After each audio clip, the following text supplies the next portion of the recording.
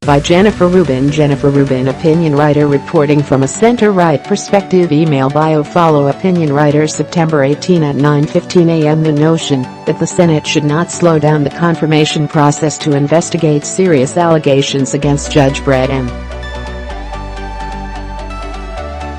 Kavanaugh, or should, laughably, just talk to Kavanaugh and his accuser and alleged victim, Christine Blasey Ford, didn't survive 24 hours. However, it was a telling reflection of the misguided mindset that has colored the entire confirmation process. In fact, it went badly off track before President Trump took office. Surely there is blame on both sides regarding the politicization of the federal courts, but the damage to the Supreme Court itself is largely the work of the Republican Party, specifically of Sen. Mitch McConnell, R. Kentucky.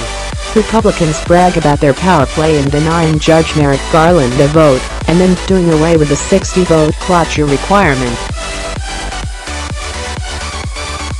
They are downright delighted with McConnell for having pulled this off, almost. We went from a system at the Supreme Court level, where some consensus was needed to confirm a lifetime appointment, to one in which sheer political might determines the court's composition. Since neither party is likely to get 60 votes anytime soon, the 60-vote threshold at least provided some role for the minority party, and therefore imposed some discipline on the majority party. The latter was obliged to make available the nominees' full record and hold meaningful hearings. The argument as to whether someone was in or out of the mainstream had meaning when one party couldn't just jam through its nominee. Now we can see the results of a process that went from one that required some comedy to one that requires none. For starters, the president picked off a list assembled by a non-transparent group. The Senate never required documents or people involved in that process to step forward or reveal their criteria, and how could they?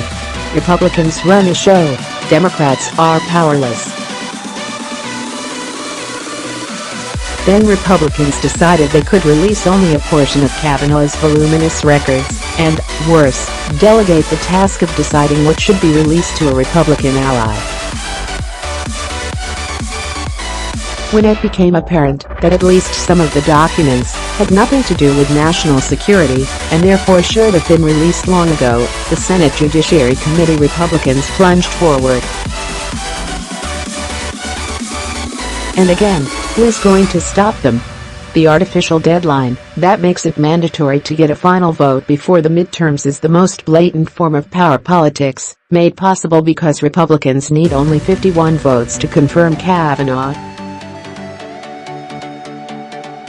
Lacking Republicans willing to say, hey, we should follow the Merrick Garland precedent, we now hear that we cannot really take all the time needed to investigate Ford's allegation. That's poppycock. The new Senate won't be seated until next January. At each step, be it the rushed hearing, the limited document disclosure, the treatment of Ford, the outcome has been preordained because, 1.